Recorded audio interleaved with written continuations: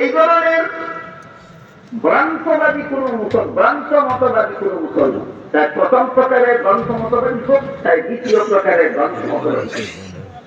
কাদিয়ানীরা হলো প্রথম প্রকারের গ্রন্থ মতবাদী, যাদের মতবাদের ভ্রান্তি ডাইরেক্ট কোরআন বিরোধী হবে। আর দ্বিতীয় প্রকার গ্রন্থ মতবাদী ডাইরেক্ট কোরআন বিরোধী নয়, তবে কোরআনের ভুল ব্যাখ্যার ভিত্তিতে তাদের মতবাদ পোষণ করার কারণে এরা কাফের নয়, পথভ্রষ্ট গুমরাহ। আল্লাহ রাসূল বলেন জাহান্নামী। এই দুই ধরনের কোন ভ্রান্ত মতবাদী কোন মুসলমান যদি সাধারণ মুসলমানের মুটে মুসলমানদের নেতা হয়,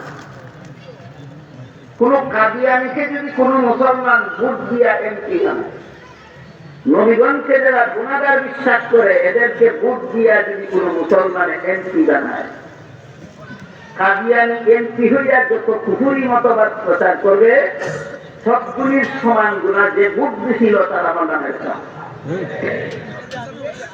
নবীগণকে যারা গুনাহগার বলে ভ্রান্ত মতবাদ পোষণ করে, এমন কাউকে যদি, এমন কোন গুমরাহকে কেউ ভোট দিয়া যদি এমপি বানায়, সে এমপি হইয়া তার এমপিত্বের আমলে যত নবীকে যতবার গুনাহগার বলবে সব তার সমান গুনাহ, যে ভোট দিয়েছিল তার আমল নামে লেখা হবে।